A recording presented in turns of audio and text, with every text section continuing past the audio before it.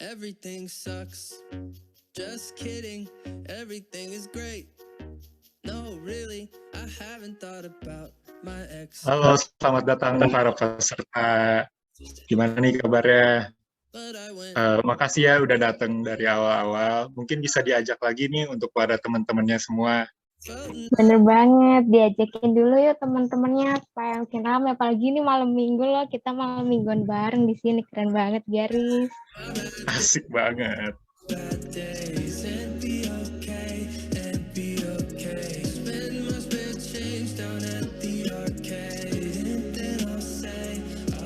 Everything sucks. Just kidding. Everything is better than it used to be. I didn't write a song about my ex today. Oh, wait. But I called my friends and I told them we should hang out if it makes sense. Cause I miss them and I hate being alone. Oh, really? I wanna forget my bad days, all my bad days, and be okay, and be okay. Spend my spare change down at the arcade, and then I'll say I wanna forget my bad days, all my bad days, and be okay, and be okay. Spend my spare change down at the arcade, and then I'll say I wanna forget my bad days, all my bad days, and be okay, and be okay. Spend my spare change down at the arcade, and then I'll say everything sucks. Just kidding.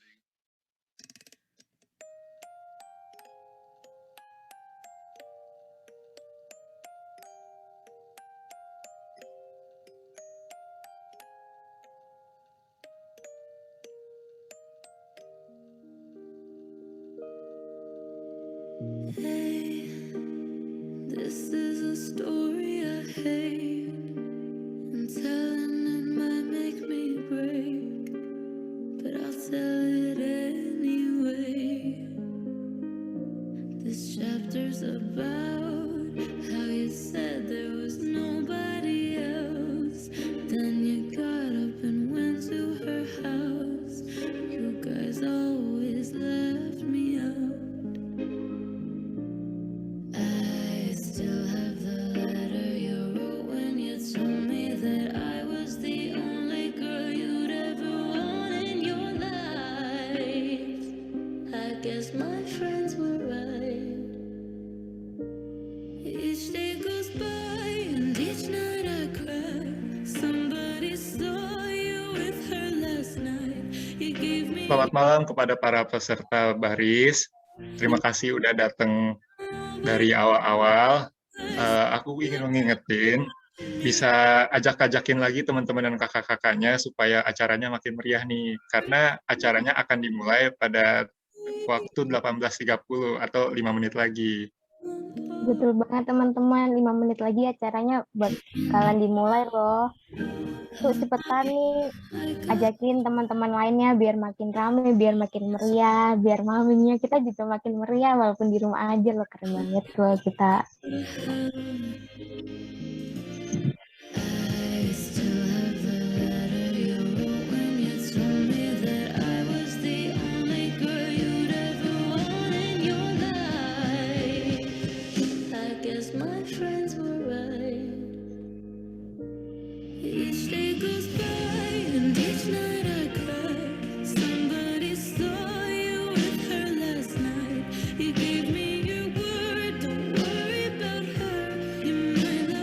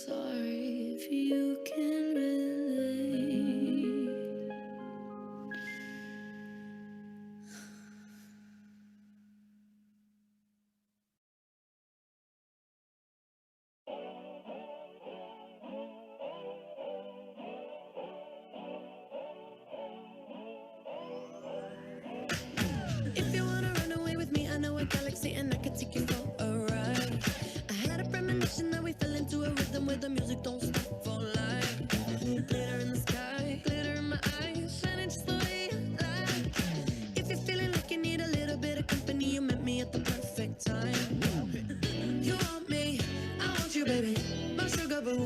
I'm levitating, the Milky Way. We're renegading, yeah, yeah, yeah, yeah, yeah. I got you, moonlight. You're my starlight. I need you all night. Come on, dance with me. I'm levitating, you, moonlight. You're my starlight. I need you all night. Come on, dance with me. I'm levitating. Selamat malam kepada para peserta Baris Research Class. Terima kasih telah datang ke jauh-jauh waktu. So let's do it now. Aku mau ngingetin sekali lagi kepada teman-teman untuk ngajakin lagi kepada teman-temannya untuk datang ke acara ini. Kita bakal malam mingguan bareng nih sama Baris. Bener banget teman-teman, 2 menit lagi nih acaranya udah bisa dimulai loh. Jadi ajakin lagi yuk teman-temannya biar makin rame juga tuh acaranya. I need you all night. Come on, dance with me. I'm levitating. You, moonlight. You're my starlight. I need you all night. Come on, dance with me. I'm levitating. You can fly away with me tonight. You can fly away with me tonight.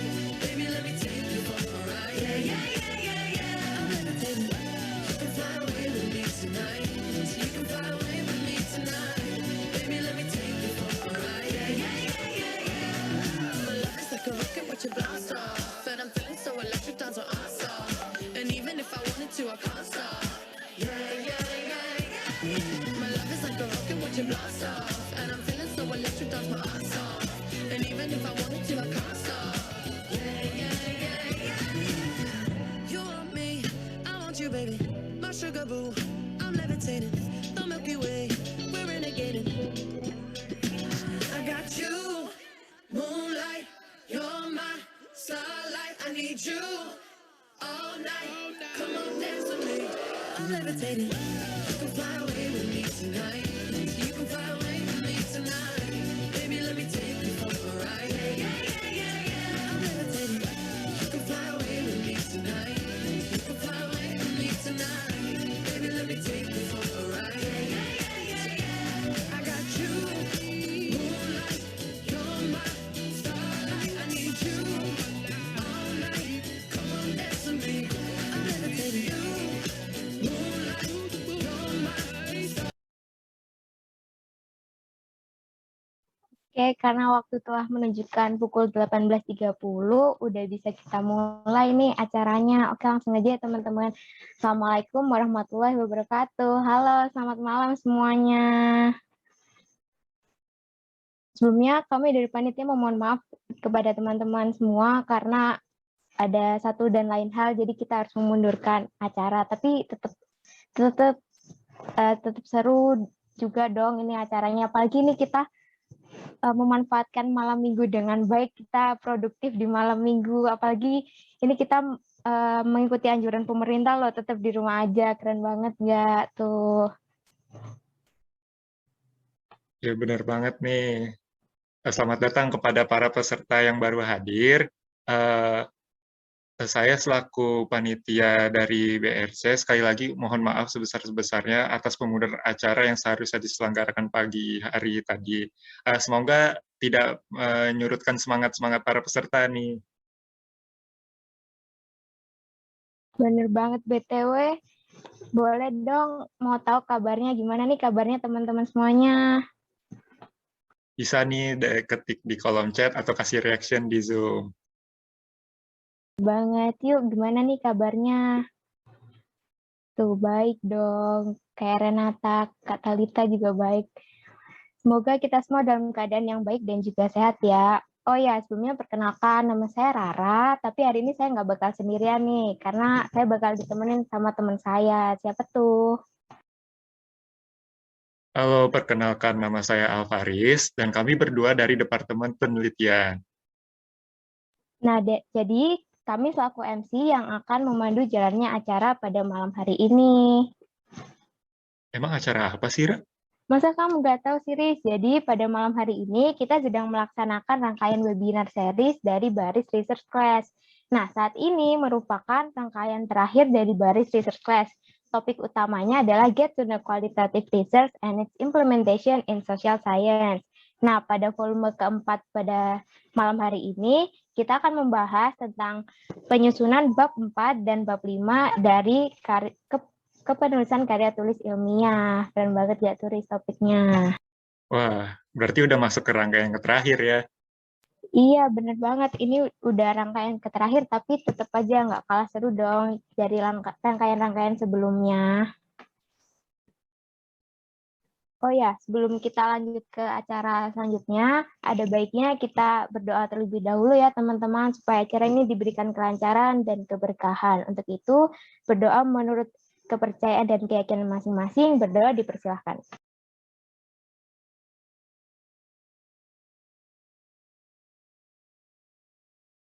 Berdoa dicukupkan. Setelah ini, saya akan membacakan SOP dari pelaksanaan baris research class. Yang pertama, peserta diharapkan untuk mengganti format nama dengan peserta underscore nama. Yang kedua, peserta diwajibkan untuk on-cam jika tidak berhalangan dan menonaktifkan mikrofon selama acara berlangsung kecuali dipersilakan oleh MC. Yang ketiga, peserta diharapkan untuk menggunakan virtual background yang telah disiapkan oleh panitia. Yang keempat, peserta dipersilakan untuk bertanya pada sesi diskusi tanya-jawab dengan menuliskan hashtag tanya terlebih dahulu di room chat.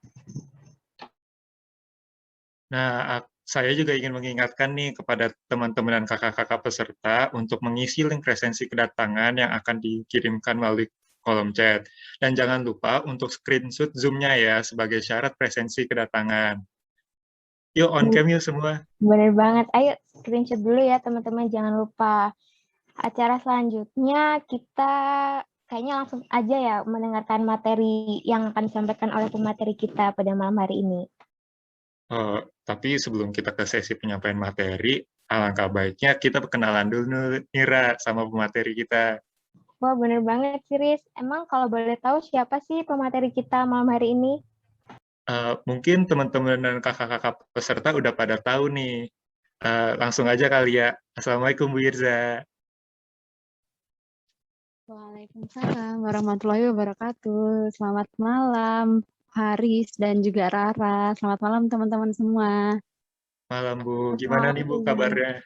Alhamdulillah luar biasa gitu ya. Oke. Jadi yang seperti teman-teman dan kakak-kakak ketahuin, jadi Bu Irza ini merupakan dosen dari jurusan Hubungan Internasional Universitas Brawijaya. Untuk lebih lengkapnya lagi, pengalaman Bu Irza akan saya sampaikan.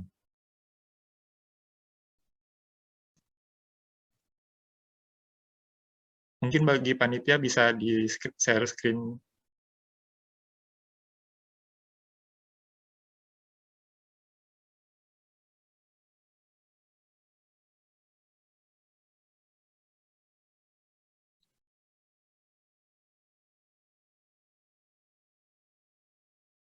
Mungkin sambil menunggu share screen, boleh tanya-tanya dulu nggak Bu sama Bu Irza? Bu Irza sekarang kesibukannya lagi ngapain Bu?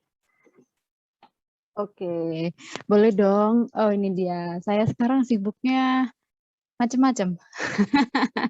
Sibuk ngomong bayi, sibuk ngoreksi, sibuk mempersiapkan semester depan, sibuk apa lagi ya? Sibuk ngurusin anak-anak yang mau ini nih ikutan join program student exchange kayak gitu-gitu. Nah teman-teman sambil promosi ya, sambil promosi. Jadi ada salah satu lembaga di FISIP namanya IRO International Relations Office yang kita punya serangkaian program ya yang tujuannya adalah mendorong teman-teman yang ada di FISIP ini mau itu semester 1, 3, pokoknya teman-teman mahasiswa untuk ikutan program-program outbound gitu ya, ikutan summer course, short course ataupun ikutan join course dengan universitas-universitas di luar negeri. Karena kan kita sekarang udah MBKM ya, kampus merdeka, kurikulum merdeka berbasis kampus merdeka itu ya yang lagi digalakkan sama Mas Menteri gitu. Nah, itu kesempatan lah buat teman-teman buat mengembangkan diri gitu ya. Belajar riset ke sana dan lain sebagainya gitu. Itu sih beberapa kesibukan saya pada ya mungkin beberapa bulan terakhir itu yang yang menjadi kesibukan saya gitu. Wah, Makasih. berarti lumayan lumayan sibuk ya Bu ya. Ya, Oke, alhamdulillah. saya akan lanjutin aja ya. Jadi Bu Irza ini merupakan alumni dari Sarjana Ilmu Politik dari Universitas Brawijaya juga. Dan beliau juga melanjutkan studinya di Universitas Gadjah Mada dengan judul tesis Formasi Gerakan Perlindungan Hak Buruh Migran Domestik di Malaysia. Selain itu, Bu Irza juga punya beberapa research interest nih. Yang pertama ada gender studies, lingkungan dan pembangunan internasional, migrasi internasional, gerakan sosial global, dan citizenship. Selain itu, Bu Irza juga banyak nih pengalaman publikasinya. Yang terbaru adalah yang pertama ada Online Activism of Social Community in Handling Social Issues in the City of Malang. Yang kedua ada Perempuan sebagai Kader Lingkungan pada Aktivitas Pemberdayaan Kesejahteraan Keluarga atau PKK di Malang tahun 2018. Lalu yang ketiga ada buku nih judulnya Femisid di Amerika Latin dan Feminisme 4.0 chapter dalam buku Globalisasi, Gerakan Sosial Kewargaan, dan Komunitas Lokal. Gimana nih teman-teman dan kakak-kakak peserta? Bagus banget kan materi kita pada rangkaian kali ini? Oh ya, ya itu yang bawah nggak usah dilanjut. Itu itu beberapa riset yang pernah saya dan juga teman-teman dosen lainnya lakukan gitu ya. Untuk riset mandiri so far masih 2 ya yang riset mandiri, skripsi sama tesis gitu ya. Selebihnya ya kita riset tim gitu, kerja tim, berdua, bertiga gitu. Saya juga ingin mengingatkan kepada para peserta untuk mendengarkan dan menyiapkan pertanyaan terkait materi yang akan nanti disampaikan. Bagaimana Bu Irza, apakah sudah siap untuk menyampaikan materi? Bismillah ya. Oke, baik kepada Bu Irza, saya persilahkan. Makasih. Panggilannya siapa? Faris atau Farhan atau Alfa? Faris. Faris ya. Oke, makasih Faris. Thank you Rara. Saya share screen ya, izin share PowerPoint-nya. Boleh, Bu.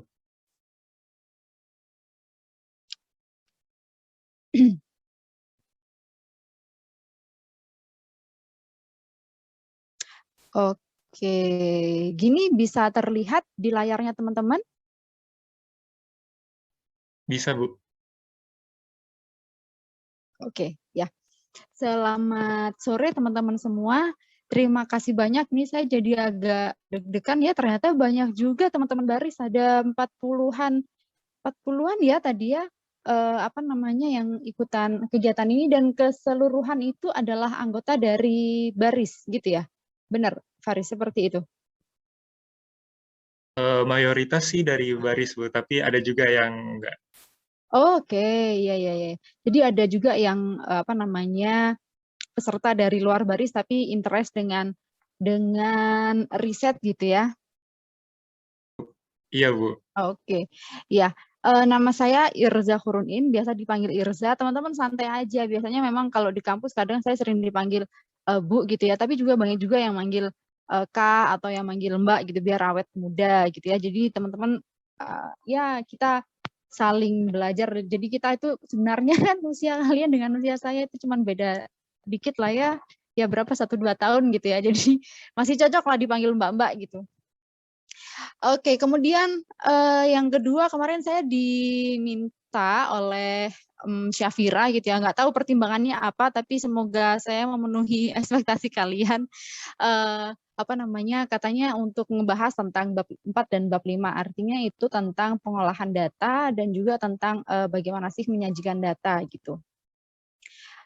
Dan satu lagi, teman-teman di sini mayoritas angkatan 2020 ya. Kalau 2020 berarti saat ini itu semester berapa? Semester 2 ya? Iya, Bu, baru mau ke semester 3. Oke, semester 2 nanti semester 3 teman-teman biasanya akan dapat MPS gitu ya, metode penelitian sosial gitu. Itu biasanya Ya, kalau MPS, seingat saya semester 3. Saya pernah ngampu MPS itu 3 tahun yang lalu, itu ada di semester 3. Nah, oke, karena waktunya cuma 45 menit ya, nanti kita akan perbanyak sebenarnya di bab 4 dan bab 5 itu ngapain, dan kemudian penyajian data yang apa ya, yang enak tapi kemudian yang mudah dan tetap logis gitu, itu seperti apa gitu. Karena pada dasarnya di dalam penelitian itu kan yang namanya riset ilmiah ya, baris itu kan kita ininya pada penelitian ilmiah ya, pada penelitian-penelitian ilmiah, sehingga pakem atau standar-standar penelitian itu didasarkan pada metode penelitian ilmiah gitu. Yang artinya satu hal yang paling penting di dalam metode penelitian ilmiah itu adalah logis ya, kemudian empiris, kemudian bisa dipertanggungjawabkan. Kan itu ya, penelitian ilmiah itu. Jadi bukan hanya sekedar opini, kemudian bila misalnya kalau ingin mengambil sampling, pasti itu sudah ada di bab 3 ya, teknik sampling, di mana kita seberapa persen sih kalau misalnya mau cari sampling dan lain sebagainya, atau kemudian bagaimana kita menentukan responden kalau dalam penelitian kualitatif ya, responden itu harusnya seperti apa, metode untuk menentukan responden itu seperti apa gitu. Itu harus yang bisa dipertanggungjawabkan, artinya nggak ngasal, nggak ngawur gitu. Kalau mau meneliti tentang dampak COVID pada sektor ekonomi mikro misalnya, ya kita ke pasar tradisional gitu ya kan, kita melihat bagaimana sih ekonomi mikro di level bawah itu bekerja gitu. Dan artinya adalah dalam menentukan responden itu tidak ngawur dan ada teknik-tekniknya. Kemudian itu yang menjadi data kita ya. Jadi data itu harus bisa dipertanggungjawabkan. Nah, kemudian karena saya diminta untuk memberikan sharing gitu ya, sharing aja lah ya, sharing tentang bagaimana sih nulis bab 4 dan bab 5 dalam penelitian kualitatif, betul ya, kuali ya, dalam penelitian kualitatif. Artinya di sini ada data apa sih yang harus dibutuhkan, yang harus ada dan yang diperlukan di dalam penelitian kualitatif gitu. Itu yang pertama udah yang seharusnya dalam penelitian bab 1 sampai bab 3 itu sudah harus rigid nih, data apa yang dibutuhkan gitu. Sehingga ada yang mengatakan bahwa apakah kemudian kalau data statistik itu selalu digunakan di dalam penelitian kuantitatif? Tentu tidak gitu ya. Di dalam penelitian kualitatif pun data kuanti ya, artinya di sini itu gini teman-teman, ada dua jenis penelitian kuali dan kuanti gitu. Data pun juga demikian, ada data kuali, ada data kuanti. Tapi misalnya di data kuantitatif seperti statistik itu juga tetap dibutuhkan di dalam penelitian kualitatif. Hanya nanti akan berbeda ketika kita melakukan coding data. Oke. Nah, itu tentang data kuali dan data kuanti. Itu. Jadi statistik versus words. Apakah selalu berupa kalimat? Tidak juga. Kalau kita mau menganalisis tentang kemiskinan misalnya, kita tetap perlu menggunakan data statistik BPS. BPS pasti sudah punya gitu kan.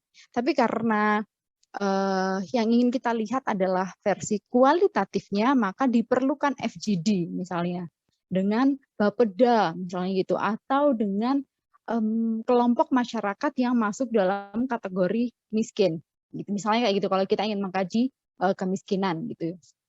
Artinya tetap dibutuhkan data statistik, tapi kemudian juga dibutuhkan data words atau berupa kalimat. Begitu juga sebaliknya, ketika kita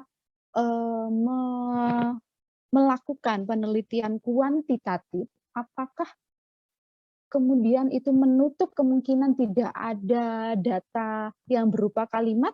Oh, tentu tidak. Karena dalam pembuatan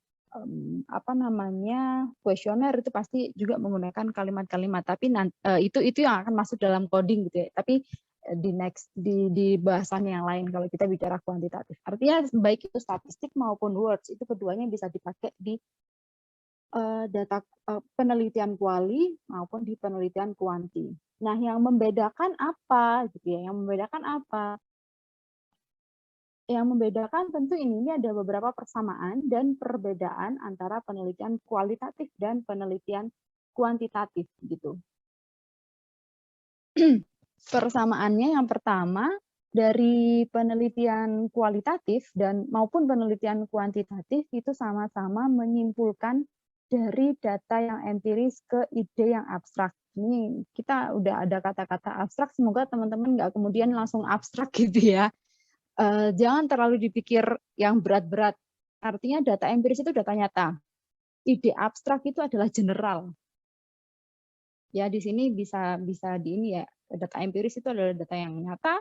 Kemudian ide yang abstrak itu ya let's say adalah ide yang general. Kalau kita bicara tentang demokrasi misalnya gitu ya, demokrasi di Indonesia itu dipengaruhi oleh kelompok kepentingan. Nah, itu kan sesuatu yang abstrak. Demokrasi yang seperti apa? Kelompok kepentingan yang seperti apa? Tapi kemudian data empiris itu kemudian kita turunkan. Kelompok kepentingan itu apa? FPI misalnya, waktu lagi rame-rame FPI gitu. Kemudian demokrasi itu yang seperti apa? Oh, kebebasan berpendapat gitu misalnya. Nah, itu adalah sama-sama ya. Keduanya itu sama-sama menyimpulkan dari data empiris ke ide yang abstrak. Itu adalah tujuan daripada penelitian baik itu kuali ataupun kuanti. Nah, perbedaannya dalam penyajian data yang tadi saya sampaikan. Dua-duanya bisa pakai words, bisa pakai data statistik, tapi di dalam teknik penyajian data, ya kalau di dalam kuantitatif itu ada pola tertentu. Biasanya itu menggunakan SPSS lah ya yang paling ini software yang paling ringan gitu. Sementara di dalam kualitatif itu teknik penyajian datanya tidak standar. Biasanya itu kalau di dalam penelitian kuali itu disesuaikan dengan teori apa yang kita pakai, pendekatan apa yang kita pakai. Misalnya mau meneliti tentang menggunakan teknik analisis gender gitu misalnya. Nah, itu ada poin-poinnya, artinya nanti dalam memaparkan datanya kita akan menggunakan teknik analisis gender yang sudah kita pakai. Artinya based on pendekatan teori konsep yang kita pakai yang udah kalian pilih di bab 2 ya kan. Bab 2 itu kan kerangka konseptual ya. Misalnya kita mau ngejelasin kemiskinan, kita mau ngejelasin demokrasi, kita mau ngejelasin apalah misalnya dampak COVID misalnya. Nah, itu udah disesuaikan sama teori yang digunakan. Sementara kalau kuantitatif tidak. Kuantitatif itu pakem. Kita mau pakai model kuantitatif yang apa? Nah, maka di dalam penyajian data kita harus sesuai dengan metode kuanti yang kita pilih.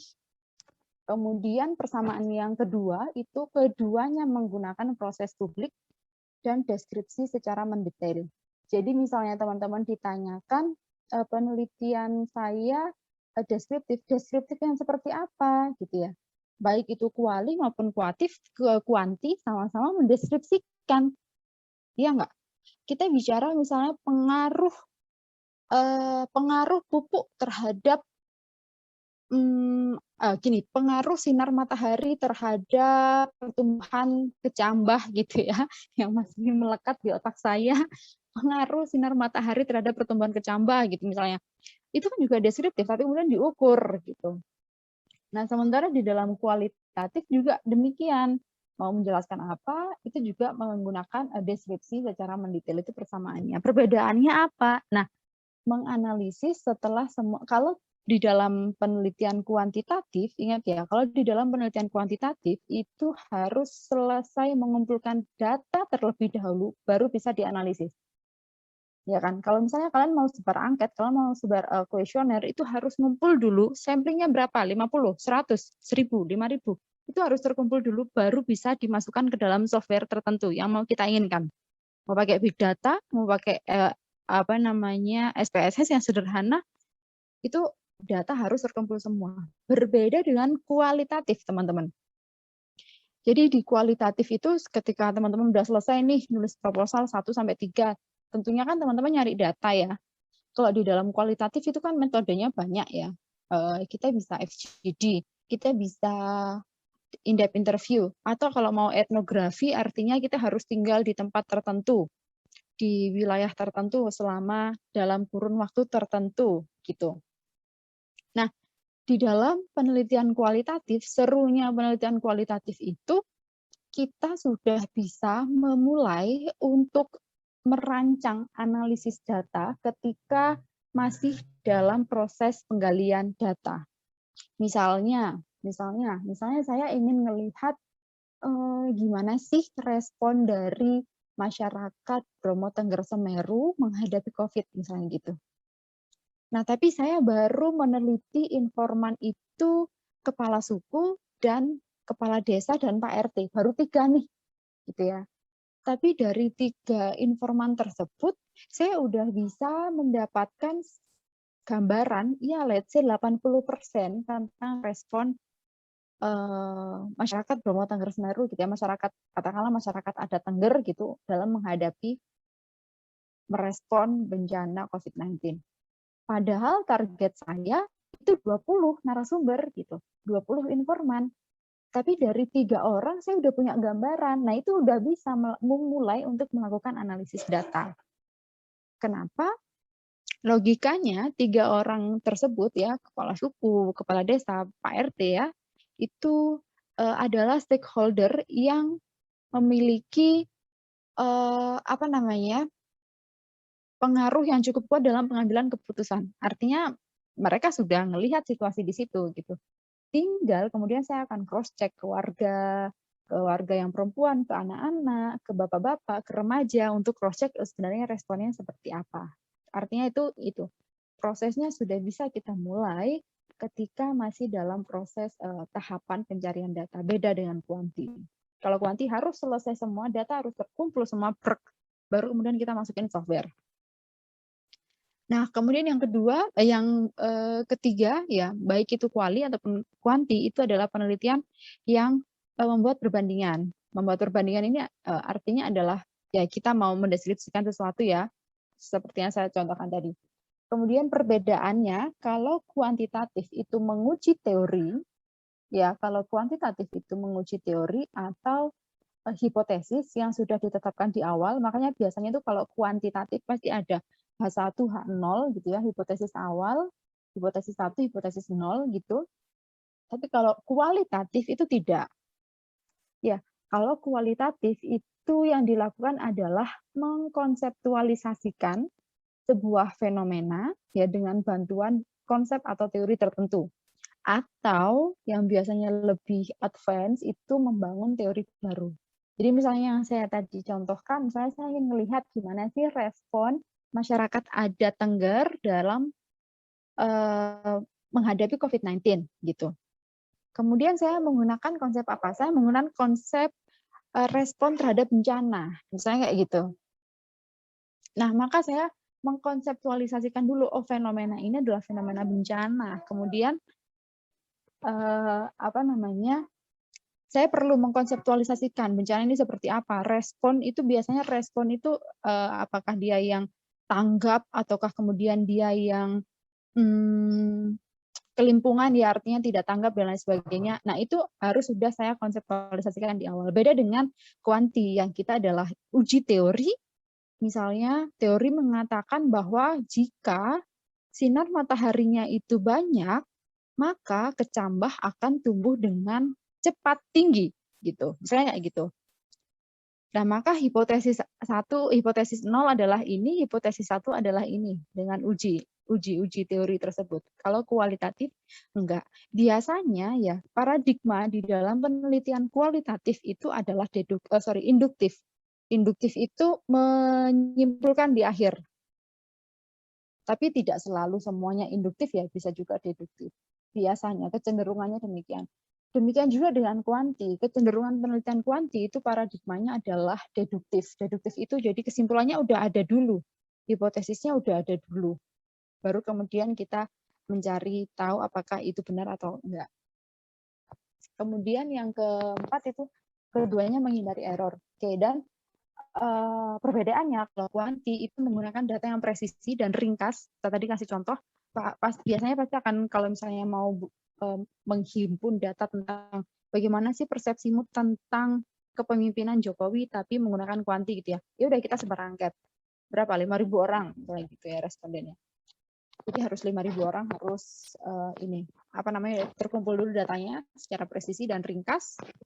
Sementara kalau kualitatif itu datanya cenderung cair, fluid gitu, dan tersebar dan apa namanya konkret atau yang pada saat itu terjadi.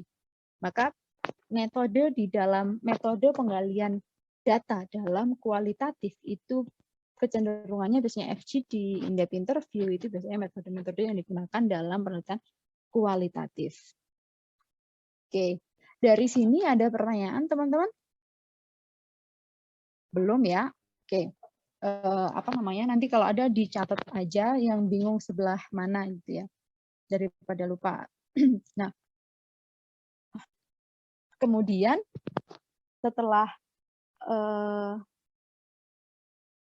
setelah data itu sudah kita dapatkan sebenarnya ya, setelah data itu kita dapatkan, data itu harus, ini adalah ciri-ciri data di dalam penelitian kualitatif. Yang pertama rinci, kemudian sensitif terhadap suatu konteks, kita mau ngomongin tentang apa, tentang gender dan kemiskinan, apakah perempuan itu paling terdampak secara ekonomi ketika terjadi pandemi COVID misalnya kayak gitu, dan dampaknya seperti apa gitu. Jadi sensitif terhadap suatu konteks, dan biasanya kita memang kalau dalam penelitian kualitatif biasanya kita tuh sudah punya guide interview ya, sudah punya guide interview, cuman biasanya berdasarkan pengalaman guide interview itu hanya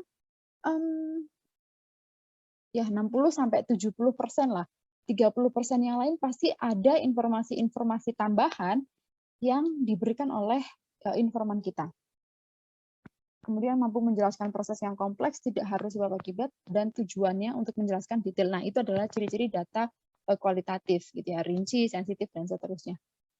Nah, kemudian ini proses di dalam mengkonseptualisasikan. Jadi ketika data itu sudah dihimpun, ketika data itu sudah kita himpun, apa yang harus kita lakukan? Ya, ini adalah membuat konseptualisasi. Nanti ada rangkumannya. Konseptualisasi ini secara teoritis yang sedikit jelimet ya. Konseptualisasi itu bisa dengan membentuk konsep baru atau kemudian menyempurnakan konsep yang didasarkan pada data. Bla bla bla. Nah, intinya adalah gini, di dalam konseptualisasi teman-teman, di dalam konseptualisasi itu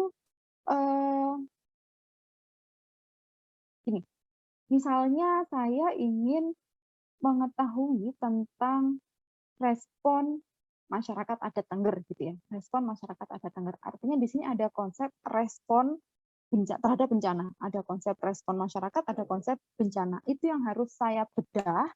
Kemudian hal apa yang ingin saya ketahui. Itu adalah proses konseptualisasi. Dan ini akan ngaruh terhadap pembuatan pembuatan guide interview. Kalau dalam kuali ya, pembuatan guide interview. Nah, setelah proses konseptualisasi, setelah kita membreakdown konsep yang kita pakai, ya setelah kita membreakdown konsep yang kita pakai, kemudian kita turun lapangan gitu, data terkumpul, dan kita membutuhkan yang disebut dengan apa? Coding data. Paham ya di sini ya? Yang pertama itu kita melakukan konseptualisasi untuk menyusun guide interview. Setelah data dikumpulin, ya setelah kalian udah interview ke Pak Lurah, Pak Kepala Desa, Pak RT, Ketua Adat Tengger gitu, kemudian kan banyak tuh ya, dari misalnya 20 responden atau 30 responden informan ya bahasanya, 30 informan atau narasumber. Kemudian harus kita apakan nih wawancara sebanyak ya 20 jam misalnya, masing-masing responden 1 jam gitu. Artinya ada 20 jam nih mau kita apakan data sebanyak itu. Artinya harus di-coding. Di-coding itu dikodifikasi atau diklasifikasi, dibagi-bagi. Nah, pembagiannya berdasarkan apa? Berdasarkan konseptualisasi yang sudah kita buat di awal. Nah, ini apa sih itu kode tag? Kode adalah tag, label, dan sebagainya.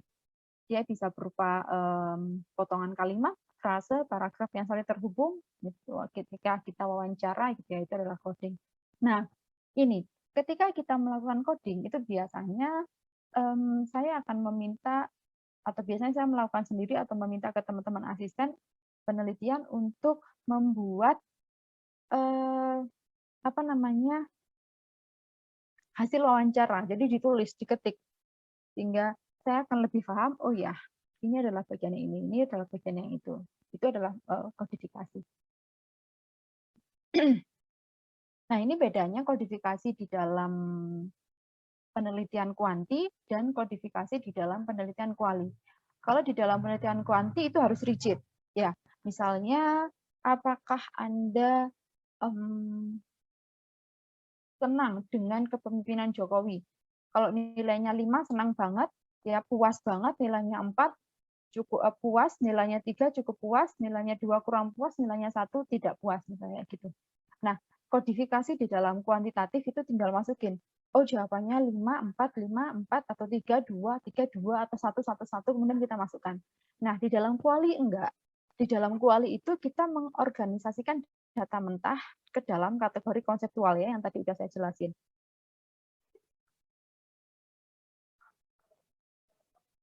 Nah, oke. Kemudian yang perlu diingat juga oleh teman-teman peneliti, dari mana sih kita membuat coding gitu ya? Dari pertanyaan penelitian, dari apa namanya konseptualisasi yang udah kita lakukan di awal tadi, yang saya jelasin di awal.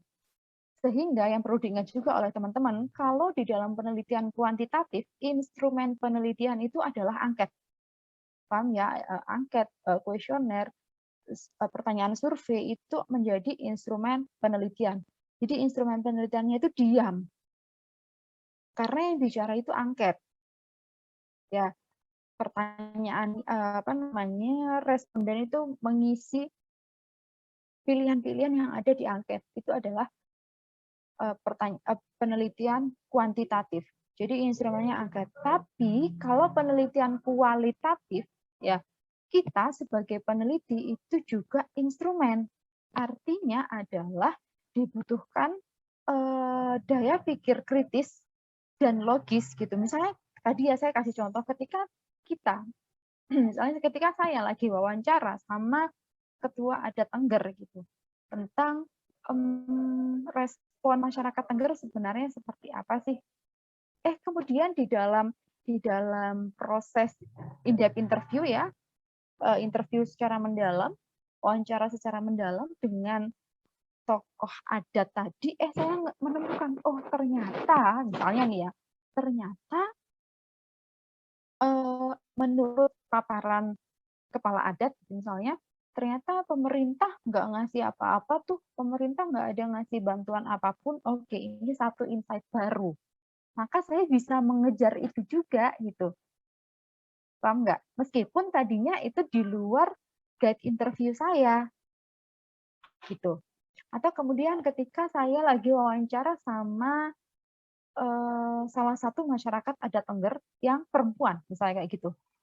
Ternyata ada satu kata kunci penting, misalnya, oh iya saya mah ini apa namanya nggak mau ikut campur lah, terserah saya nggak terlalu saya respon, biarin aja para bapak-bapak. Nah, artinya di situ ada muncul, wah perempuan, kalau dari insight-nya perempuan begini, nah bisa saya kejar nih, meskipun itu tidak ada di dalam guide interview, tapi menjadi temuan yang menarik, misalnya kayak gitu. Artinya di sini kita sebagai peneliti itu adalah instrumen, jadi kita juga harus terus mengasah daya pikir kritis dan logis seperti demikian. Karena nggak bisa guide interview itu biasanya saya cuma 10 pertanyaan gitu misalnya. Tapi ternyata ketika di lapangan, wah menarik, wah ada ini, oh ternyata ada korupsi, oh ternyata ada konflik internal nih. Nah kayak gitu. Jadi itu menjadi pertimbangan ya dalam penelitian kualitatif. Oke, ini beberapa tipe coding data yang mulai open coding, axial coding, dan selective coding. Ini tidak akan saya bahas terlalu banyak, yang mana intinya adalah ada dalam coding data itu intinya ya kita melakukan klasifikasi data gitu. Nah, kemudian selain klasifikasi data yang perlu kita lakukan adalah ini teknik yang kedua ya selain ke coding itu adalah waktu saya tinggal berapa menit? nanti langsung aja Faris atau Rara bisa kasih ini ya, kasih note ke saya, nggak apa-apa. Teknik yang kedua itu adalah analytic memos dan and other file. Artinya biasanya kalau kita jadi peneliti kualitatif gitu ya, kita turun lapangan, kita itu bawa catatan atau kita bawa rekaman. Kalau sekarang rekaman handphone pasti udah punya segala apa namanya jenis ini ya, cara merekam udah ada di handphone ya. Biasanya saya pakai handphone atau selain pakai handphone juga pakai buku notes dan bawa pulpen, udah gitu aja, yang penting-penting dicatat. Nah, ini menjadi salah satu teknik yang penting juga dari memo dan filenya kita, itu akan memudahkan kita untuk melakukan kodifikasi. Datanya kapan, kemudian ini cerita tentang apa, dan seterusnya. Ini tekniknya namanya analytic memo and other file. Makanya bisa teman-teman kalau turun lapang, nyari data, ya pasti harus wajib bawa pensil, ballpoint, dan alat tulis lah pokoknya, dan handphone untuk merekam. Nah, ini beberapa apa namanya ini ya tata cara atau ya praktik untuk melakukan analytic memo writing. Bisa teman-teman baca. Intinya dalam memo analytic memo itu kita ngecek lagi orang ini siapa, orang ini karakternya seperti apa kira-kira. Karena kita adalah peneliti, ya kan. Dan di dalam penelitian kualitatif itu peneliti adalah instrumen. Maka kita bisa menunjukkan itu. Misalnya gesturnya. Oh, si Bapak ini mengatakan ini dengan gestur yang seperti ini. Si Bapak itu mengatakan itu dengan gestur yang sebel misalnya. Dengan gestur yang jengkel atau dengan gestur yang bangga, kan bisa kita lihat. Yang mana pencatatan gestur kan biasanya kan tidak terekamnya dari suara, kan biasanya kurang terekam, tapi kita bisa mencatat di memo kita. Kemudian outcropping itu kita membuang data yang kemudian tidak relevan, kemudian memilih data yang relevan dengan tujuan penelitian kita. Itu outcropping. Kemudian, nah setelah kodifikasi data rampung ya melalui teknik coding, melalui teknik memo, dan juga melalui teknik outcropping, nge-crop yang nggak penting. Kemudian kita masuk ke analisis data. Yang paling sering sebenarnya ada ini di awal sesi tadi saya memberikan beberapa strategi analisis data. Setidaknya ada 7, mulai dari ideal type, statistic approximation, dan lain sebagainya. Tapi yang sering dipakai itu adalah ideal type, itu yang biasanya paling mudah. Ada juga naratif analisis, kemudian ada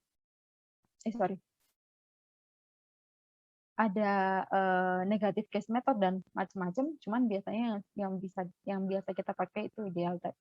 Mana tadi? Oke. Nah, ideal type ini yang seperti apa? Ya tadi ya collecting data, kemudian kita reduce, kemudian kita melakukan analisis ini. Klasifikasi, coding, kemudian menginterpretasi. Nah, setelah coding itu selesai, kita melakukan apa? Interpretasi. Jadi coding itu adalah membantu kita untuk menyajikan. Kalau respon masyarakat ada tengger gitu misalnya. Kalau perempuan responnya itu adalah cepat tanggap. Jadi artinya kalau perempuan ini misalnya lebih aware, jadi lebih rajin pakai masker, lebih rajin pakai hand sanitizer misalnya, meskipun di masyarakat ada tengger gitu. Tapi kemudian kalau laki-laki cenderung abai. Kemudian kalau anak-anak tidak memperhatikan gitu misalnya itu. Nah, itu kita coding udah selesai. Kemudian kita interpretasi dengan konsep yang kita pakai. Baru kemudian kita bisa melakukan pengambilan kesimpulan. Nah, ini teknik analisis lainnya.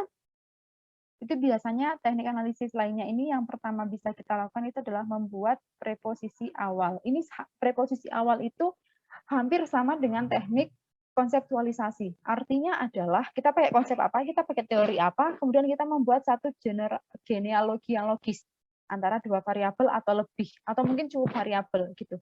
Artinya kita bikin preposisi. Misalnya saya bikin preposisi bahwa respon masyarakat ada tengger dalam menghadapi COVID itu adalah responnya adalah positif. Artinya masyarakat itu langsung saling gotong royong, bahu-membahu, tolong-menolong. Kemudian yang kehilangan pekerjaan, misalnya yang memiliki kuda, jadinya biasanya kan kalau yang memiliki kuda itu kan pendapatannya masuk dari turis ya, turis yang menyewa kuda 50.000 atau 100.000 sekali tanjakan ke Bromo gitu misalnya. Tapi itu akhirnya dia jadi nggak punya gitu. Nah, yang kehilangan pekerjaannya itu kemudian disokong oleh warga Tengger yang memiliki lahan pertanian, kayak gitu. Itu kan juga respon ya. Nah, itu saya membuat kita membuat yang disebut dengan preposisi awal. Kemudian kita membandingkan preposisi awal dengan temuan di lapangan. Preposisi awalnya itu seperti apa? Preposisi awal di awal itu di dalam mindset saya, di dalam mindset kita peneliti bahwa responnya itu buruk. Oh enggak akan ada kok gotong royong.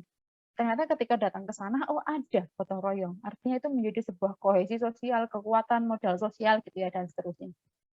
Nah, kemudian melakukan review preposisi, kemudian membandingkan hasil review, kemudian melakukan finalisasi dan ya terus mengulang 5 tahapan untuk mendapatkan model yang terbaik. Kemudian, nah ini kita udah masuk rangkuman ya. Artinya setelah proses proposal itu sudah selesai, bab 1 sampai 3 udah selesai, yang perlu kita lakukan adalah menyusun guide interview ya. Setelah menyusun guide interview, pasti kita turun lapangan ya. Menyusun guide interview itu bagian daripada konseptualisasi, teman-teman harus ingat. Kemudian kita turun lapangan, setelah turun lapangan pasti data itu kan kita udah ada. Nah, setelah data kita dapatkan, yang kita lakukan adalah mengklasifikasikan data. Tadi ya cara-caranya tadi, mengklasifikasikan data. Nanti untuk praktiknya seperti apa, teman-teman langsung bisa share. Misalnya saat ini lagi ngerjakan riset apa, kemudian klasifikasinya nanti akan seperti apa kira-kira. Gitu. Kemudian kita menyajikan data. Setelah disajikan, kemudian kita menginterpretasikan. Jadi misalnya kalau ada, saya kasih contoh, kalau misalnya ada pemilik lahan, masyarakat Tengger yang punya lahan, membantu masyarakat Tengger yang nggak punya lahan, yang bekerjanya itu bergantung pada turis. Nah, itu merupakan bentuk apa? Oke, itu merupakan bentuk kohesi sosial gitu. Oke, itu merupakan bentuk kearifan lokal karena ada gotong royong misalnya gitu. Nah, itu adalah contoh interpretasi data. Jadi kita merangkum menjadi sebuah gagasan yang abstrak. Apa sih kohesi sosial? Kan abstrak ya. Oh, ternyata kohesi sosial itu bentuknya adalah ya udah yang ini nolong yang ini. Jadi lebih raket namanya kohesif.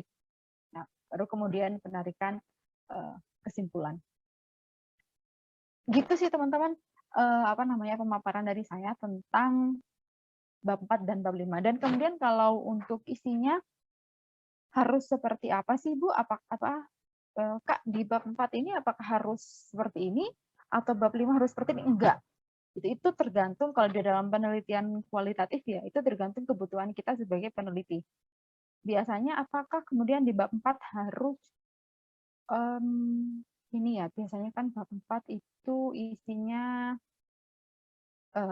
gambaran umum gitu ya, yang biasa kita dapatkan ini ya. Bab 4 gambaran umum ditulis. Tapi kalau misalnya gambaran umum itu tidak terlalu dibutuhkan, nggak perlu juga nggak apa-apa. Jadi kita langsung melakukan pembahasan.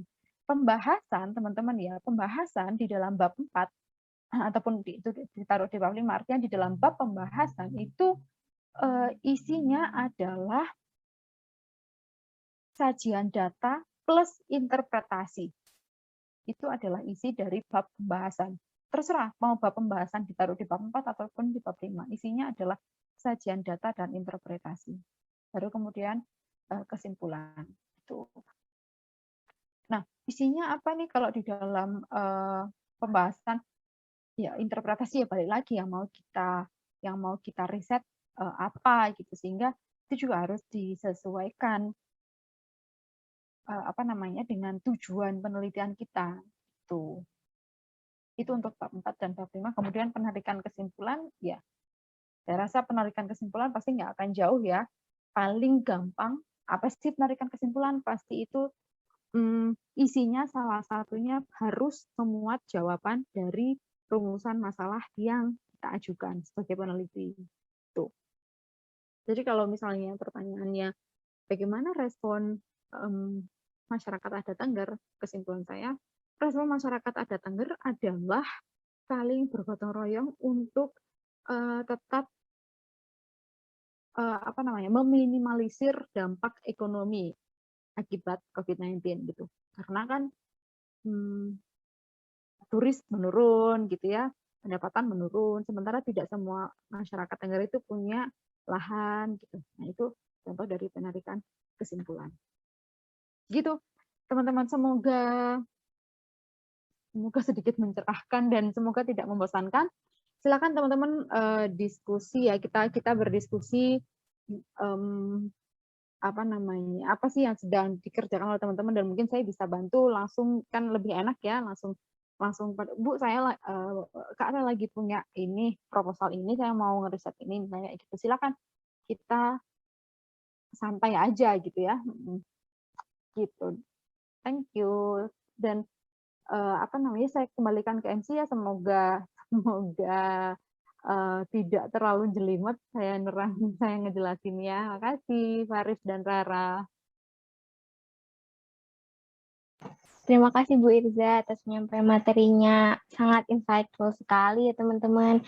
Nah, dilihat-lihat nih teman-teman kayaknya udah punya banyak pertanyaan nggak sih, Riz? Kayaknya sih aku lihat-lihat udah banyak yang nyatet nih. Jadi tanpa menunggu lebih lama lagi, saya akan membuka sesi diskusi dengan Bu Irza. Bagi para teman-teman dan kakak-kakak peserta yang ingin bertanya bisa mengirimkan hashtag tanya, lalu akan dipersilakan oleh saya atau Rara untuk bertanya langsung melalui on mic atau kolom chat.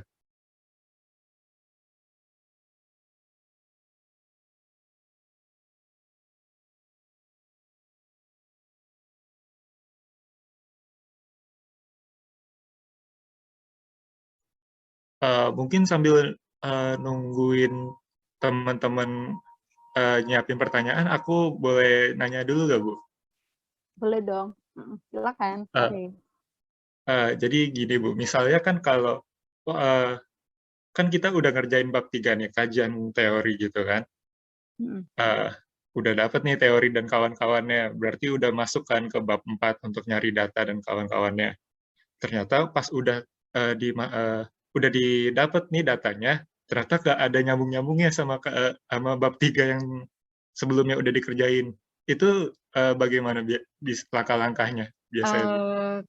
Oke, nggak nyambung itu bisa jadi dua hal ya, preposisi kita yang salah, preposisi kita yang tidak tepat, ya kan? Konseptualisasi kita yang keliru, atau kemudian cara pengumpulan guide interview kita yang keliru.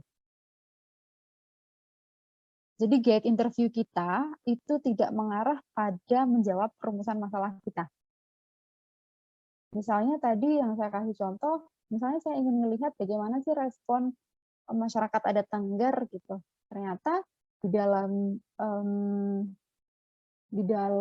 guide interview yang saya list, ternyata saya enggak menanyakan itu. Misalnya yang saya tanyakan cuman apakah pendapatan Ibu menurun, apakah pendapatan Bapak menurun, apakah berapa banyak sih turis yang ke sini? Oh ya, ternyata turun ya Bu ya. Terus kalau turun Ibu ngapain kayak gitu misalnya. Jadi pertanyaan-pertanyaannya itu kurang mengena atau kurang menyasar pada rumusan masalah yang sudah kita set di awal. Itu memungkinkan datanya jadi nggak sinkron, atau memang pertanyaan kita atau preposisi awal kita yang salah gitu. Misalnya saya mengatakan di pertanyaan saya, bagaimana respon masyarakat adat Tengger gitu. Ternyata nggak ada respon sama sekali dan mereka yang nggak ngurus sama COVID gitu. Udah amat gitu, misalnya kayak gitu. Artinya kan ya udah, berarti data yang saya dapat nggak ada ngejawab tentang bagaimana respon orang, mereka tidak ngerespon gitu. Ya kan? Bisa jadi memang preposisi kita itu yang keliru. Ini saya alami, ini juga saya alami ketika tahun kemarin itu saya neliti tentang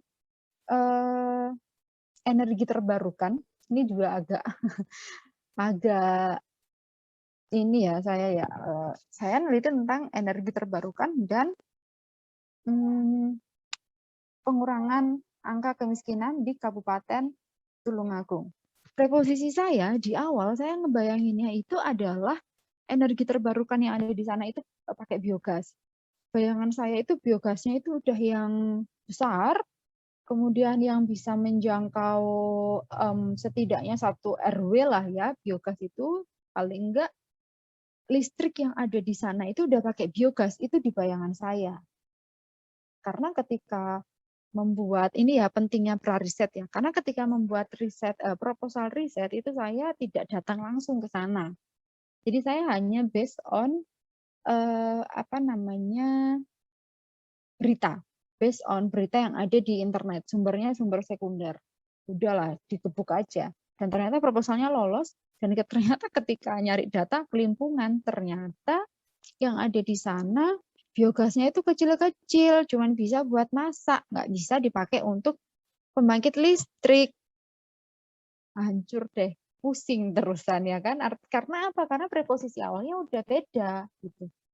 Dan yang saya lakukan adalah terpaksa ya merombak karena memang kenyataannya demikian ya, kenyataan di lapangan demikian.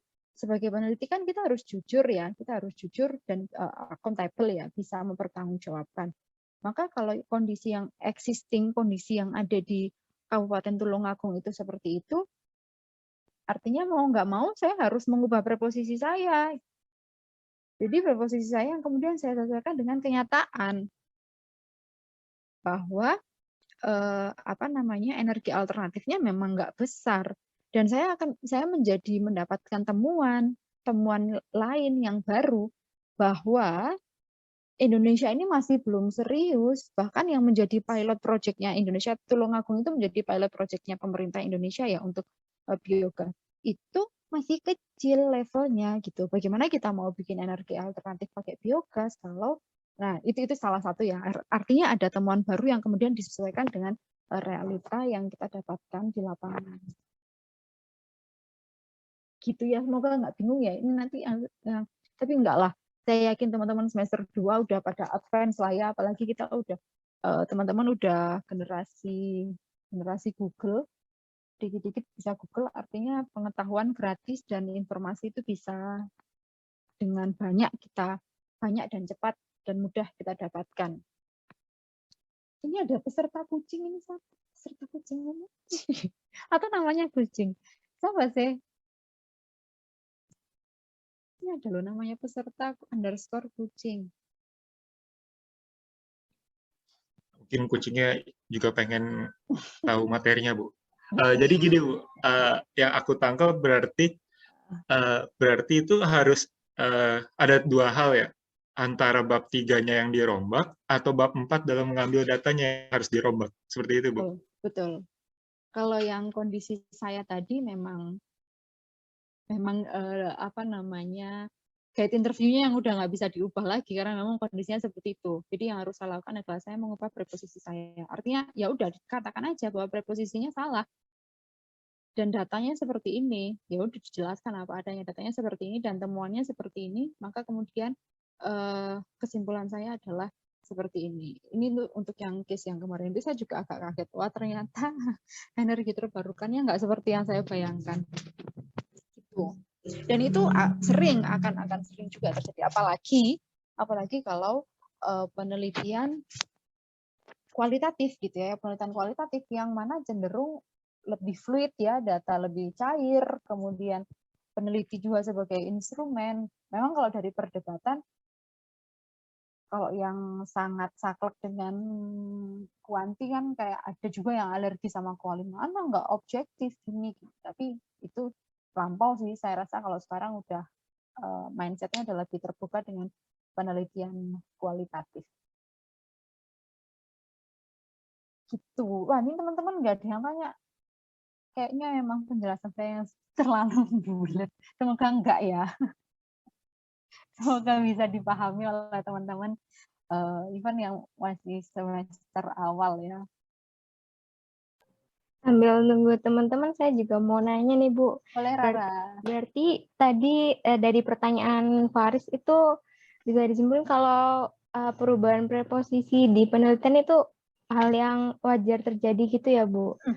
Soalnya saya tuh juga pernah kayak gitu, Bu. Waktu saya ada penelitian gitu, dari pertanyaan awal penelitian sama jawaban di lapangan itu beda banget, Bu. Akhirnya ya saya juga gitu sih merubah preposisi awalnya karena memang datanya sudah kedapatnya kayak gitu. Betul, kayak gitu. Dan sebenarnya untuk meminimalisir terjadinya itu, ini sih yang tidak saya lakukan di penelitian kemarin ya. Karena kalau mau ngeles ya kan sulit, apalagi harus kemarin masih yang awal-awal pandemi ya. Itu ngeles sih, ngeles. Tapi sebenarnya memang di dalam membuat proposal, ketika kita mau melakukan riset, itu sebaiknya kita udah melakukan pra-riset. Jadi kita udah tahu nih kondisinya adalah yang seperti ini gitu. Kita misalnya idealnya dalam penelitian saya yang tahun kemarin misalnya, idealnya saya udah ke Tulungagung dulu, udah ngecek di sana itu ada seberapa sih besarnya biogas di sana, baru kemudian saya pertanyakan mungkin rumusan masalahnya akan berbeda kalau saya melakukan pra-riset. Itu pentingnya pra-riset. Jadi bukan berarti ini sebenarnya biasanya teman-teman yang mau sempro sih ya, atau ya tapi nggak apa-apa menjadi pemahaman untuk teman-teman yang lain, Mbak. Biasanya teman-teman kalau sempro kalau ditanyain ini itu nggak tahu kan belum riset. Nah, itu pentingnya pra-riset. Ada beberapa kondisi-kondisi existing yang kita udah harus tahu sebelumnya. Gitu. Memang kalau untuk jawaban penelitian, ya itu kita dapatkan setelah kita melakukan penelitian, gitu ya. Tapi kondisi-kondisi awal kan kita udah harus tahu. Gitu. Wah, tapi kalau pandemi gini jadi nggak bisa pra-riset ke tempatnya ya, Bu. Dibatasin. Ya, ini menjadi tantangan sebenarnya ya, menjadi tantangan. Tapi peluang juga ya, peluang untuk kita. Kayaknya saya ini jadi belajar kuanti sekarang karena kebiasaan pakai kuali, diteter kuanti, dikit udah kelimpungan. Kenapa saya belajar kuanti? Karena kuanti ini tekniknya kan sistematis ya, bukan sistematis semuanya, sistematis artinya tekniknya itu saklek dan kita cukup pakai software gitu. Nah, angket itu kan bisa disebar pakai digital ya, pakai WhatsApp, silakan mengisi angket kuesioner di bawah ini gitu pakai link gitu ya. Terus kita udah bisa langsung dapat datanya, tinggal kita coding, kita masukin mau pakai apa sih sekarang, ya kan? Mau pakai big data juga udah bisa kita akses kok. FISIP udah punya lab terpadu gitu yang menyediakan layanan big data, analisis pakai big data juga bisa, FISIP udah punya.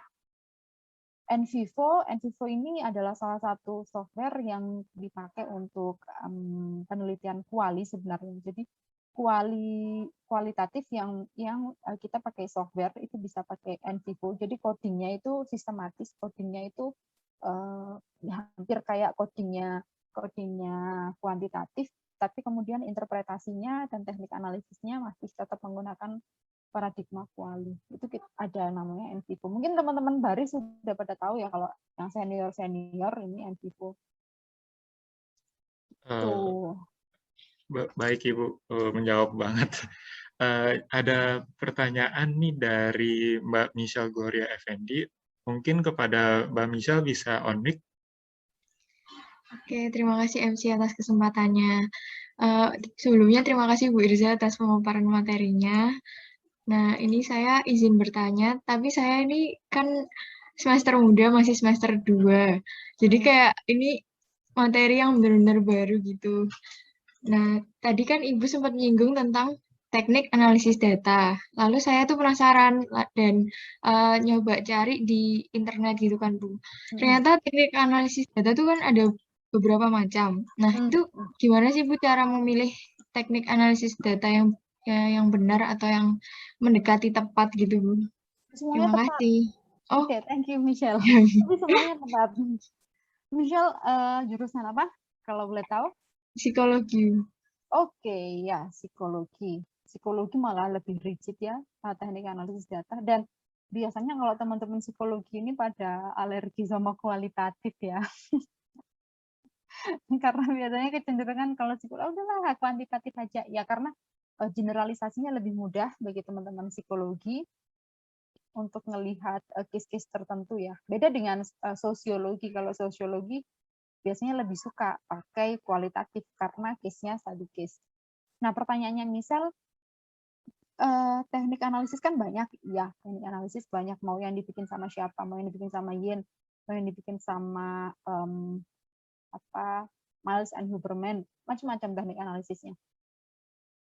Mana yang paling tepat itu peneliti sendiri yang paling tahu. Itu peneliti. Dan pakai apa saja itu tepat-tepat aja sih selama kita memakainya dengan benar gitu. Cuman ada beberapa kondisi yang teknik analisisnya itu biasanya tertentu ya. Misalnya kalau kita kualitatifnya pakai pendekatan fenomenologi gitu misalnya. Atau kalau kualitatifnya kita pakai pendekatan etnografi misalnya. Atau ya biasanya agak ini itu fenomenologi karena kita harus memiliki analisis wacana tertentu gitu ya. Aduh itu bahasanya kayak gitu jadinya. Tapi yang ingin saya sampaikan adalah apapun itu teknik analisisnya semuanya tepat itu karena semuanya telah melalui uji coba secara ilmiah sehingga semuanya bisa dipakai. Dan mana yang paling cocok ya, mana yang paling cocok itu kita yang tahu. Kita mau yang simple bisa, kita mau yang agak rumit juga nggak apa-apa. Dan apakah nanti hasilnya berbeda? Ya bisa juga tidak, tergantung dengan. Tapi biasanya bukan penarikan kesimpulan, bukan hasilnya yang berbeda ya, tapi nantinya biasanya akan berujung pada temuan penelitian. Jadi pengembangan ke penelitian yang berikutnya, temuan penelitian yang bisa memungkinkan berbeda ketika kita menggunakan teknik analisis yang berbeda. Tapi pada umumnya teknik analisis apapun itu kalau digunakan dengan benar pasti akan menghasilkan jawaban yang sama gitu. Kita mau pakai teknik analisis yang mana tadi, misalnya saya mau pakai yang ideal type atau misalnya tadi ada yang comparison gitu, kita membandingkan. Ya tergantung, kalau pertanyaan kita nggak membandingkan, ngapain pakai teknik analisis membandingkan, kan nggak cocok gitu. Kecuali pertanyaan kita memang perbandingan gimana sih respon masyarakat adat Tengger dengan masyarakat adat suku Dayak misalnya. Jadi berarti teknik analisisnya kita pakai perbandingan karena kita pakai pertanyaan perbandingan. Tuh. Gitu Michelle. Wah, ini teman-teman psikologi pasti nanti kamu akan banyak digembleng. Biasanya teman-teman psikologi, sosiologi itu metode penelitiannya pasti akan sangat kuat ngepennya. Tuh. Ini udah yang kelas yang keberapa kalau boleh tahu, Tara? Kenapa Ibu? Hari ini yang baris research class ini udah yang pertemuan keberapa? Oh, ini pertemuan keempat Ibu, pertemuan terakhir. Biasa ya. Jadi udah di awal ya pasti udah dikasih tahu lah paradigma penelitian itu apa, kenapa kita harus melakukan penelitian, kan gitu ya. Sampai ke jenis-jenis penelitian itu apa, gimana sih cara kita nyusun atau memilih teori dan lain sebagainya, itu pasti udah dibahas. Iya betul Bu. Jadi ini tinggal pembahasan di bab 4 dan 5 itu tadi. Oke. Nah mungkin dari panitia juga nggak apa-apa, misalnya sekiranya bahasan apa sih di dalam bab 4 yang teman-teman ekspektasikan gitu, mungkin saya bisa membantu menjelaskan apa yang saya tahu sedikit. Tapi sebelumnya, apakah Mbak Michelle ada tanggapan lain? Sudah, saya izin bertanya lagi, memastikan juga sih. Berarti dalam satu penelitian itu bisa beberapa teknik ya, Bu? Dan bisa ganti-ganti juga? Enggak, kalau itu nggak disarankan, nanti kamu bingung, nanti kamu capek sendiri. Satu teknik aja, yang penting itu konsisten. habis pakai ini, ya pakai ini, kemudian pakai ini. Misalnya kita mau pakai tekniknya siapa, tekniknya Yin, ya udah kita konsisten. Misalnya tadi saya kasih contoh di slide saya yang tadi itu tekniknya preposisi awal, misalnya itu kan tekniknya siapa, saya lupa. Mau pakai preposisi awal, kemudian review preposisi, kemudian ya udah ikutin aja teknik serentetan teknik itu gitu, jangan dicampur aduk, nanti kita sendiri yang pusing. Habis kita uji preposisi, terus habis itu kita mau bikin apa lagi, nanti kita yang pusing. Baik, Bu. Berarti kuncinya konsisten dan cari yang cocok gitu ya. Terima kasih, Bu. Kita pilih satu teknik yang dikasih siapa, Yin, tekniknya Yin, ya udah kita pakai Yin dari awal sampai akhir. Baik, Bu. Terima kasih. Sama-sama, Michelle. Mungkin sudah menjawab ya dari pertanyaannya, misal terkait dengan perbandingan teknik dalam mengumpulkan data dan harus konsisten ya Bu dalam mengambil teknik pengumpulan data tersebut. Oke, jadi untuk para kakak-kakak dan para teman-teman peserta, apakah ada yang ingin bertanya lagi? Oh, ada ini. Untuk ya, dari Sarah. Mbak Talida mau bertanya, silakan Mbak Talida, bisa on mic atau bisa dituliskan di kolom chat. Oke, baik. Terima kasih MC. Saya izin bertanya, untuk konseptualisasi sendiri itu bagaimana ya Bu? Karena saya pribadi masih cukup bingung terkait istilah konseptualisasi itu, dan itu apakah maksudnya kayak setelah kita wawancara, kita membuat suatu bagan lalu mengumpulkan informasinya atau bagaimana Bu? Mungkin boleh dijelaskan. Terima kasih Bu. Sama-sama. Talida kalau boleh tahu semester berapa? Semester 4 Bu, tapi belum dapat mata kuliah kualitatif. Udah dapat ya?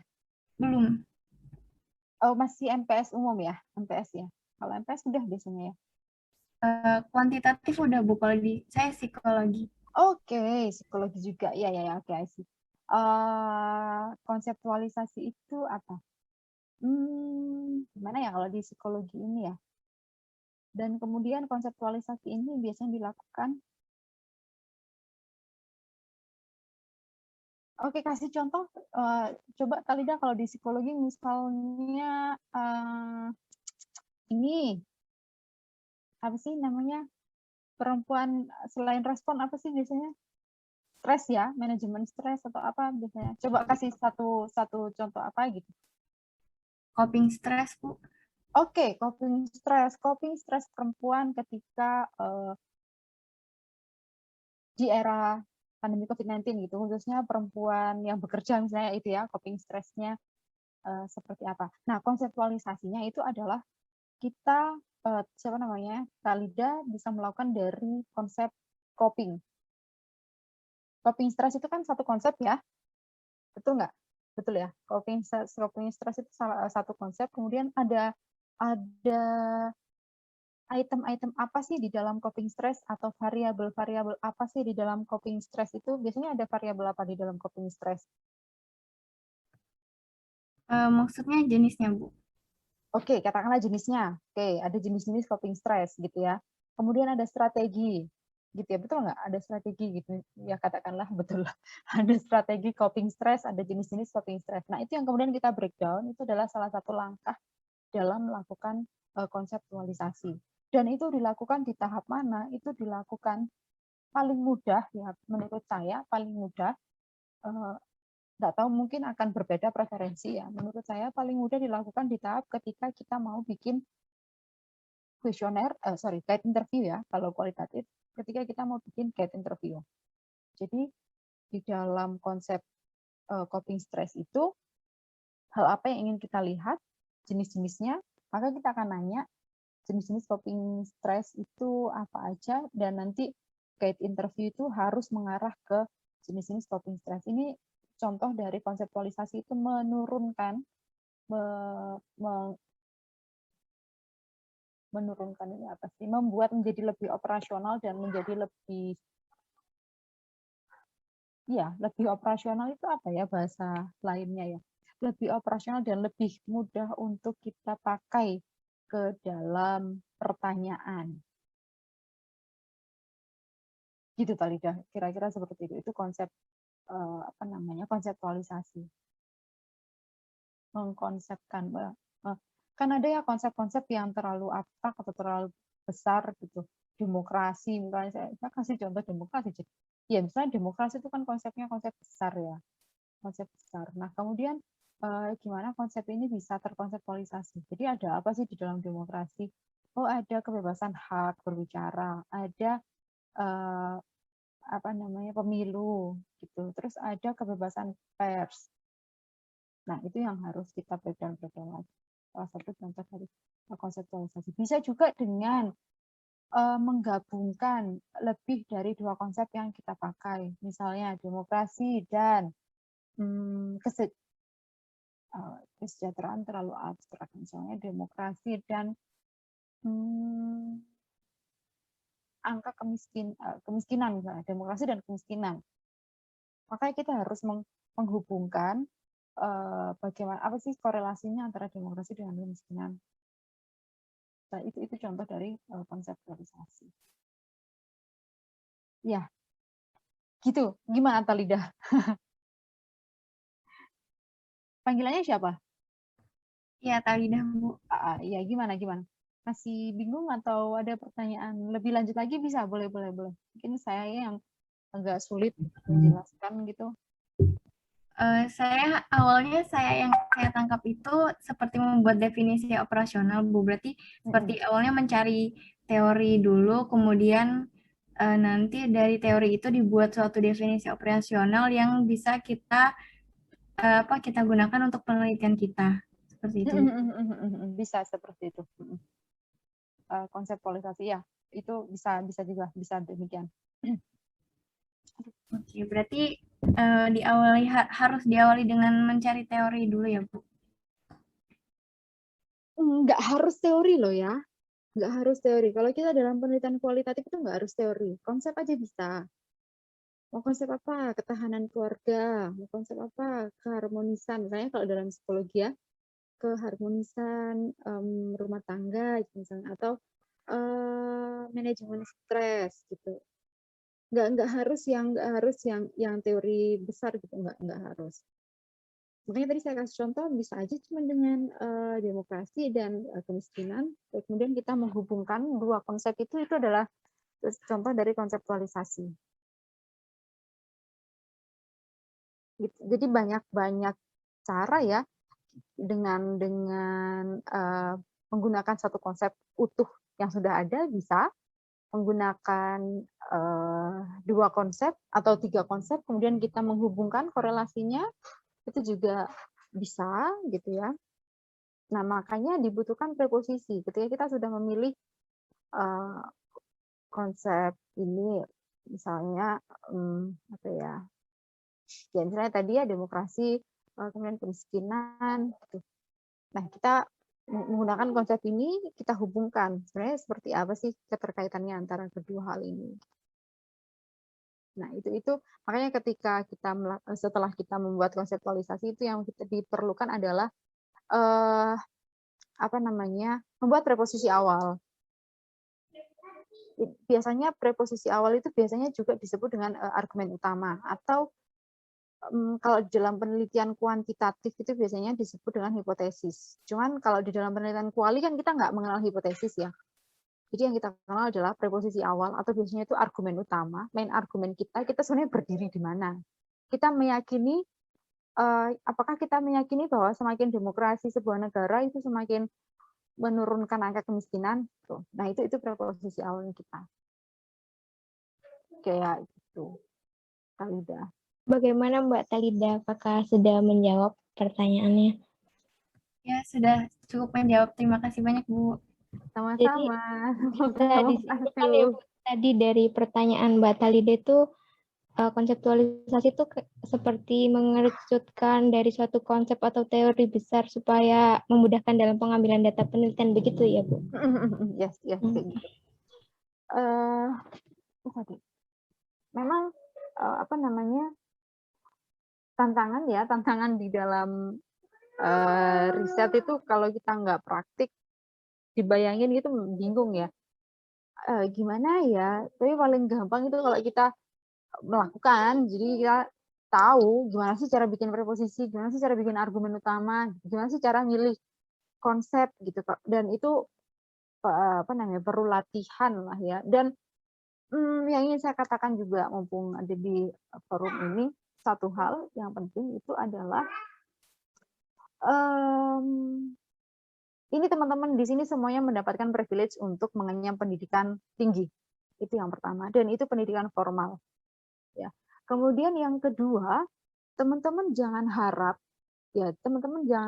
kemudian misalnya kalian yang belajar apa sih ada yang HI mungkin di sini, kalian jangan harap di dunia nyata kalian akan menghafalkan tentang teori liberalisme atau teori realis atau teori Marxis dan kalian harus menghafal, enggak. Tapi yang kita perlukan itu adalah berpikir kritis dan berpikir logis. Makanya di dalam pendidikan tinggi itu kita dituntut untuk melakukan penelitian ilmiah.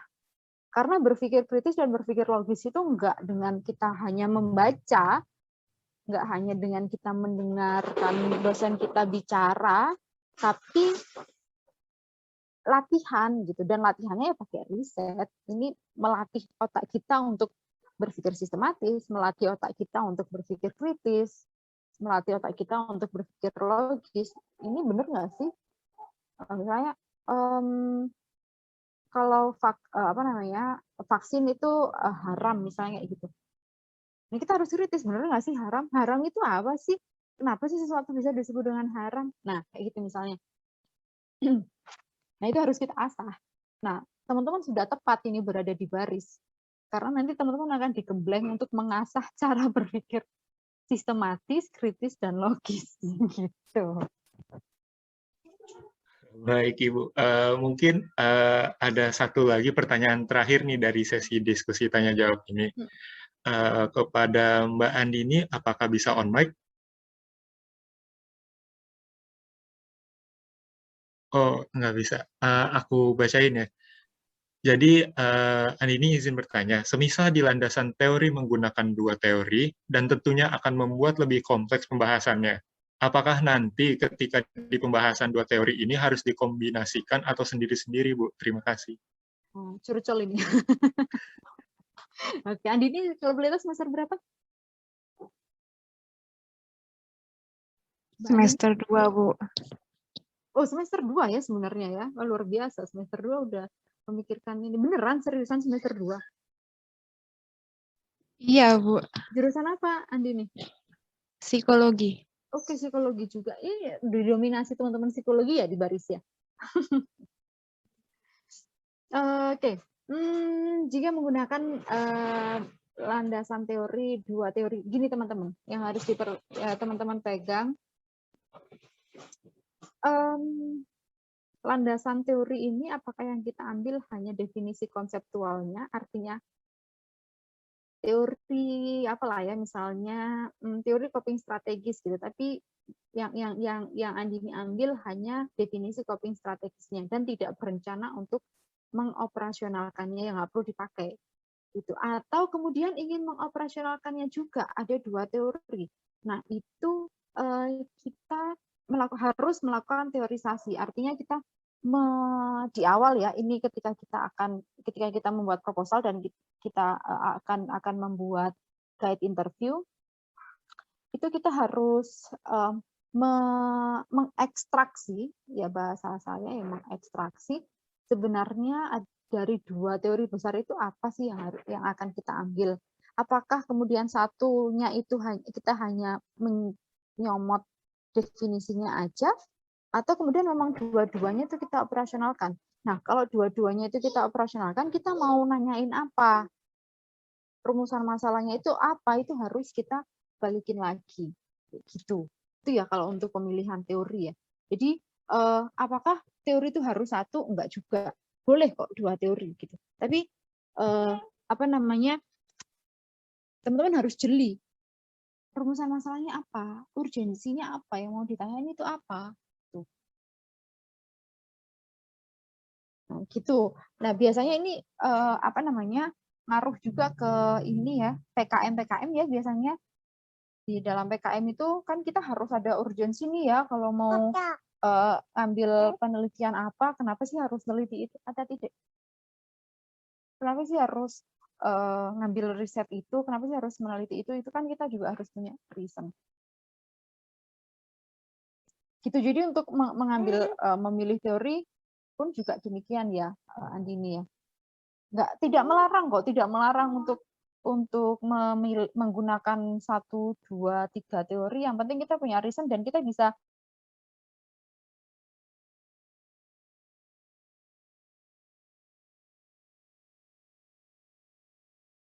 Mungkin Bu Irzanya terputus koneksinya ya. Aku ingin memberitahu dulu untuk kakak-kakak dan teman-teman peserta bisa yang baru join tadi pas sesi pemateri bisa isi link presensi terlebih dahulu ya dengan syarat screenshot di Zoom-nya sebagai syarat link presensi kedatangan.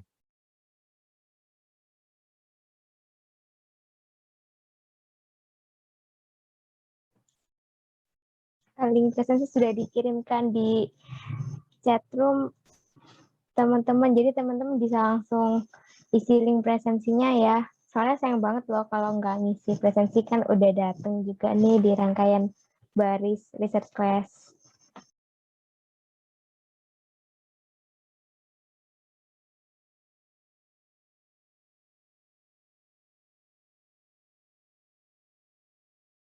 Sambil nungguin Bu Irza, aku mau nanya-nanya nih ke teman-teman, gimana nih tadi penyampaian dari Bu Irza, udah pada paham apa gimana nih?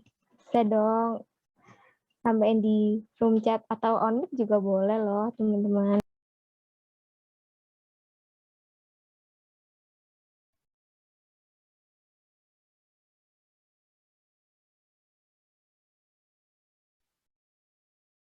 halo Rara, maaf itu tadi saya kehilangan sinyal. Halo, apakah suara saya bisa didengar? Sudah bisa didengar Ibu. Oke. Thank you, maaf ya. Dari mana tadi saya ngomongnya jadi buku. Ya, intinya itu oke. Ya, bisa 1 atau 2 teori yang kita pilih itu sih. Apa nah? Loh, maksudnya gitu.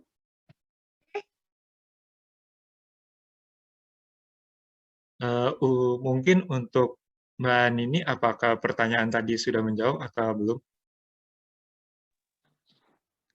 Sudah, terima kasih. Baik, terima kasih.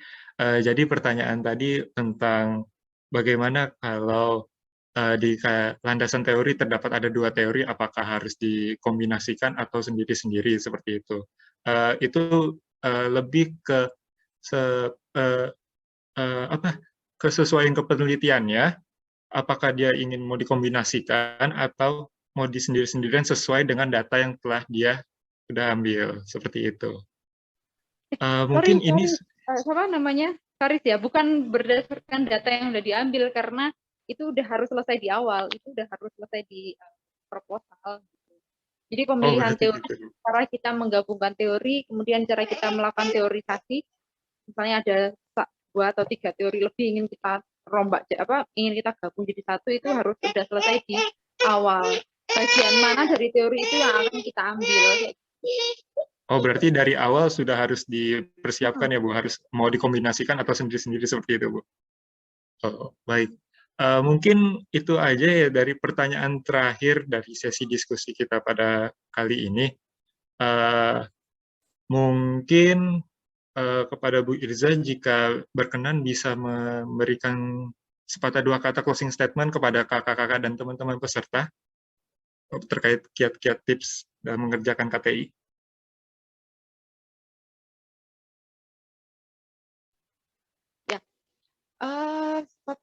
Kata-kata dalam tips bikin karya tulis ilmiah. Yang pertama kepekaan ya, kita harus punya kepekaan yang tinggi sehingga kita akan lebih mudah untuk mencari atau jangan-jangan ada banyak case nih di sekitar kita gitu ya, mungkin dari tetangga kita atau mungkin dari ibu-ibu PKK atau mungkin dari anak-anak kecil di sekitar kita, itu menjadi isu atau fenomena sosial yang layak kita teliti, jadi harus punya kepekaan.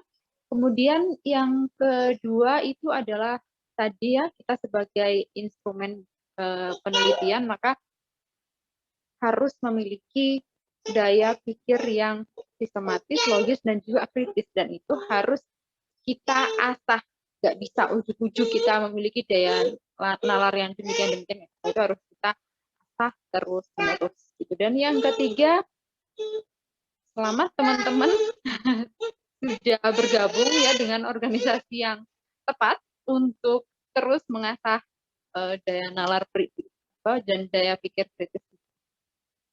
Saya rasa itu, Farus. Terima kasih banyak. Baik, terima kasih Bu atas closing statement yang telah diberikan. Sekedar mengingatkan, dimohon untuk Bu Irza jangan meninggalkan Zoom terlebih dahulu, karena setelah sesi ini akan ada foto bersama dengan peserta lainnya.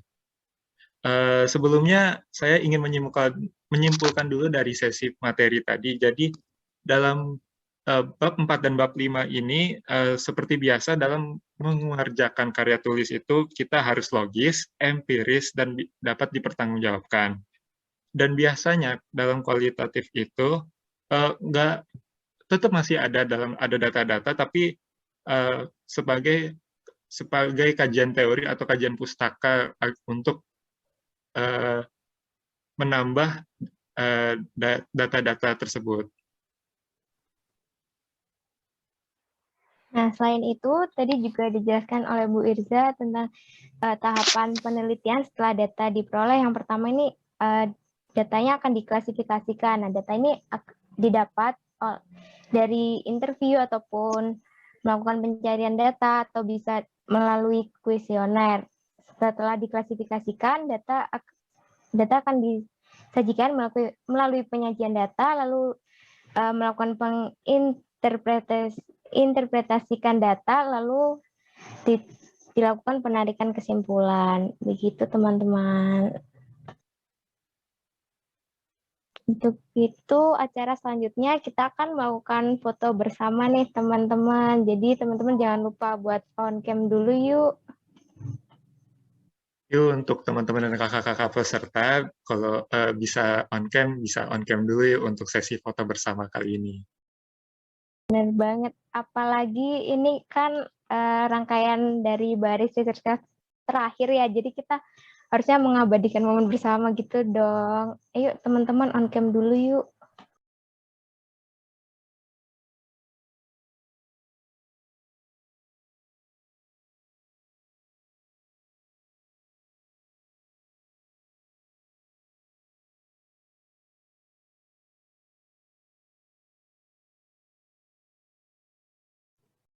Untuk itu kepada teman-teman panitia bisa diambil alih untuk acara pengambilan foto bersama. Oke, saya ambil alih ya. Buat teman-teman yang belum on cam, boleh banget buat on cam karena sesi ambil foto akan segera dilakukan. Yang di room slide 2 belum ada nih, kayaknya masih banyak yang belum. Jadi ditunggu ya teman-teman. Yuk teman-teman yang di slide 2 bisa banget nih on cam dulu. Rangkaian terakhir loh. Oke, sepertinya sudah bertambah yang on cam, maka sesi foto akan segera dimulai ya. Hitungan ketiga ya. 1, 2, 3. Oke, slide 2. Ada yang nambah ya. Oke. 1, 2, 3. Oke, sudah selesai. Oke, terima kasih teman-teman panitia karena telah memandu jalannya acara foto bersama. Selain itu aku mau mengingatkan ke teman-teman semuanya untuk jangan lupa mengisi presensi kepulangan yang akan dikirimkan oleh teman-teman panitia. Dan jangan lupa untuk screenshot sebagai syarat untuk link presensi kepulangannya.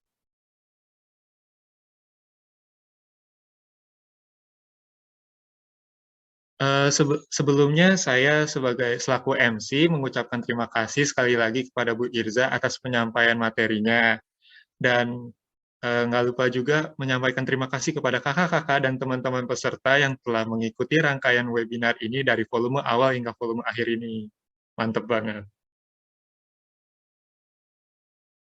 Oh ya, selain itu aku juga mau mengingatkan ke teman-teman untuk jangan live group dulu, live group dari tim penelitian BRC karena terkait tentang sertifikat akan disampaikan melalui grup tersebut. Nah, karena tadi kita mengawali acara ini dengan berdoa, ada baiknya kita juga mengakhiri acara ini dengan berdoa. Untuk itu, berdoa menurut kepercayaan dan keyakinan masing-masing, berdoa dipersilahkan.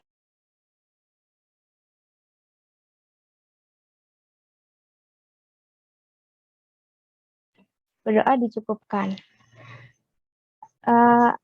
Sebelum mengakhiri acara ini, aku juga mau mengingatkan teman-teman yang tergabung dalam tim penelitian untuk tidak lupa mengerjakan penugasan karya tulis ilmiah nih, Riz.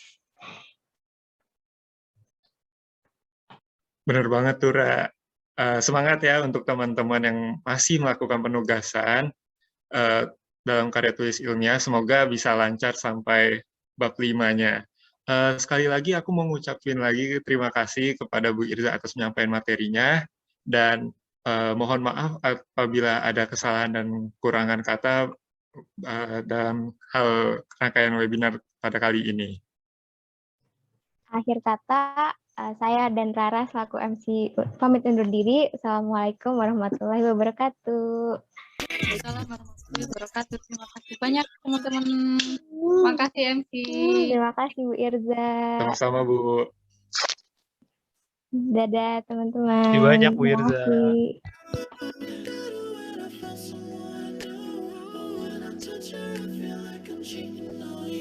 Baby,